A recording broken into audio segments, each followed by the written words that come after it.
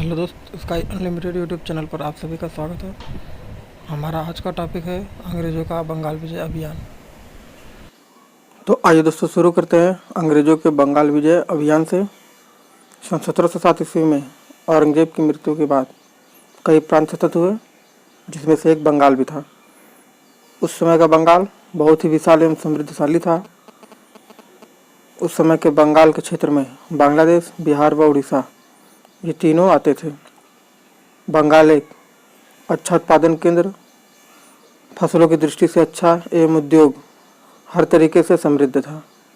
अंग्रेज बंगाल को जीतने के लिए मुख्यतः प्लासी का युद्ध एवं बक्सर के युद्ध का सहारा लेते हैं। अंग्रेज फर्रुखसियर के द्वारा 1717 में शाही फरमान प्राप्त करने के बाद 3000 रुपये की वार्षिक किराए पर लेकर बंगाल में व्यापार करने की अनुमति प्राप्त करते हैं। उस समय बंगाल का सूबेदार मुर्शिद कुली खां था, जो मुगलों को नजराना भेजा करता था। मुर्शिद कुली खां की मृत्यु 1727 ईस्वी में हो जाती है। यह मुर्शिद कुली खां के बाद 1739 में शुजाउद्दौला शासन करता है।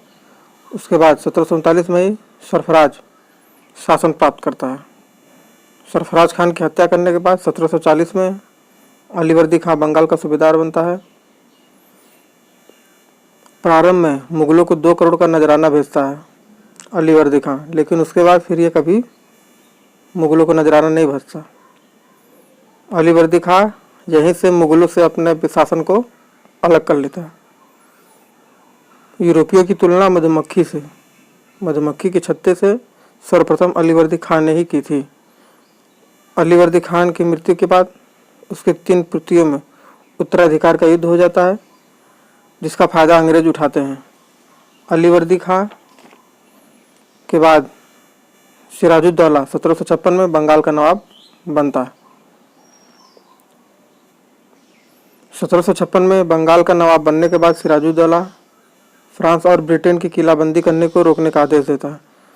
फ्रांस से सिराजुद्दौला का बात मान जाता है, किंतु अंग्रेज नहीं मानते, जिसके फलस्वरूप सिराजुद्दौला अंग्रेजों के किलों पर आक्रमण करके जीत लेता है, अंग्रेजों को भागने पे मजबूर कर देता है। ब्लैक होल या काल कोठरी की घटना 20 जून 1756 को हुई थी, जिसे अंग्रेज अधिकारी हालवेल के अनुसार बताया गया था। सिराजुद्दौला द्वारा बंगाल में अंग्रेजों को हराने के बाद अंग्रेज मद्रास से अपनी सेना को बंगाल भेजते हैं, जिसके बाद सिराजुद्दौला और अंग्रेजों के बीच युद्ध होता है। इस युद्ध की समाप्ति सिराजुद्दौला अंग्रेजों के बीच अलीनगर की संधि के उपरांत होती है, जिसमें दोनों एक दूसरे के सहयोग की बात करते हैं। अगला है प्लासी का युद्ध 1757। प्लासी का युद्ध बंगाल के नवाब सिराजुद्दौला व अंग्रेजों के बीच होता है।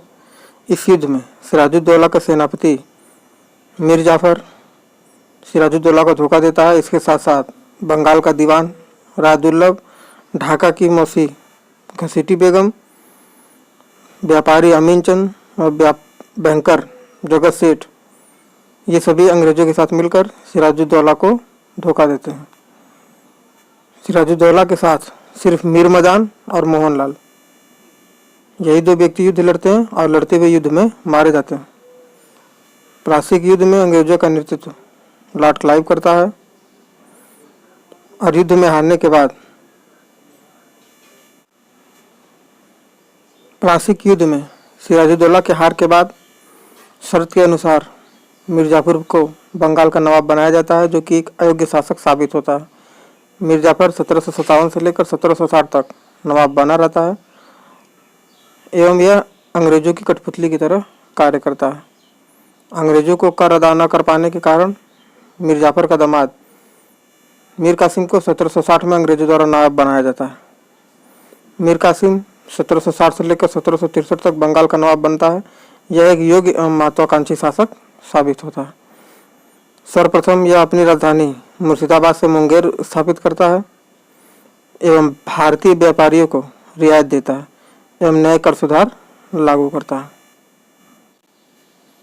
अगला टॉपिक है दोस्तों पटना कांड 1763।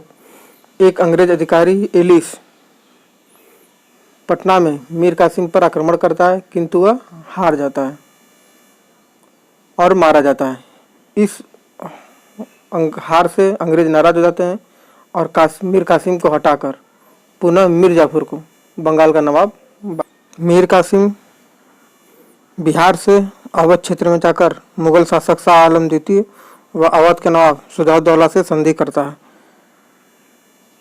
और जब भी मीर कासिम अवध जाते हैं तो शाह आलम द्वितीय वहाँ पहले से ही मौजूद होते हैं।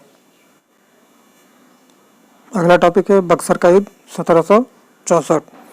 22 अक्टूबर 1764 को बंगाल के नवाब मीर कासिम व अवध के नवाब शुजाउद्दौला व मुगल शासक शाह आलम द्वितीय ये तीनों मिलकर एक त्रिगुट का निर्माण करते हैं जो अंग्रेजों के साथ युद्ध में बक्सर के युद्ध में लड़ते हैं। किंतु इस त्रिगुट को अंग्रेज सेना हरा देते हैं और इस हार के बाद ही अंग्रेजों की सेना उत्तर भारत में अपनी स्थिति को और मजबूत कर लेती है।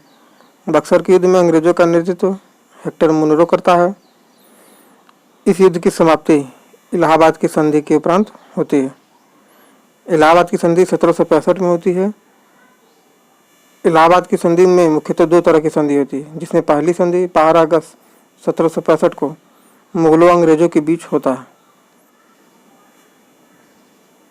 इस प्रथम संधि के अनुसार बिहार, बंगाल व उड़ीसा अंग्रेजों को पूर्ण रूप से प्राप्त हो जाता है एवं इलाहाबाद का काला क्षेत्र अवध से छीनकर मुगलों को दे दिया जाता है और मुगलों को 26 लाख की पेंशन देना तय होता है।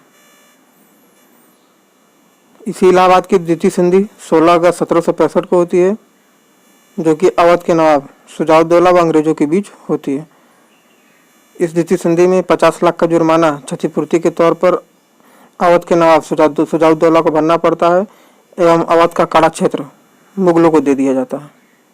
1765 में लॉर्ड क्लाइव द्वारा बंगाल में देश शासन लागू होता है, जिसकी समाप्ति 1772 में अंग्रेज गवर्नर वारन हेस्टिंग द्वारा होता है। अब बंगाल पूरी तरीके से अंग्रेजों के नियंत्रण में हो जाता है बक्सर के युद्ध के बाद।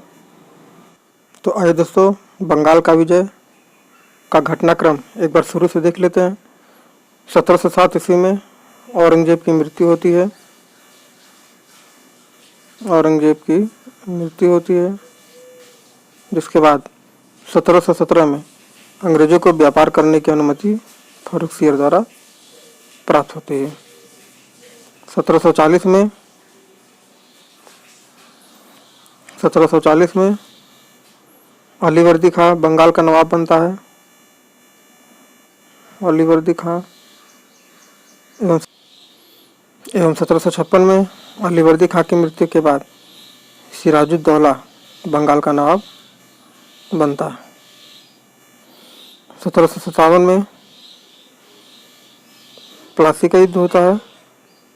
1760 में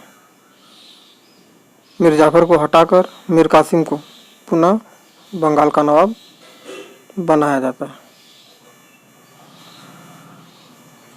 1764 में बक्सर का युद्ध।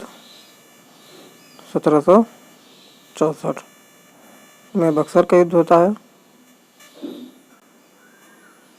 1765 में ही इलाहाबाद की संधि होती है एवं 1765 में क्लाइव द्वारा बंगाल में द्वैत शासन लागू होता है। बंगाल में द्वैत शासन 1765 में लॉर्ड क्लाइव द्वारा लागू होता है। 1772 में बंगाल के द्वैत शासन को वारन हेस्टिंग द्वारा हटा लिया जाता है। अब 1772 के बाद से ही बंगाल पर अंग्रेजों का पूर्णतः अधिकार हो जाता है। हेलो दोस्तों।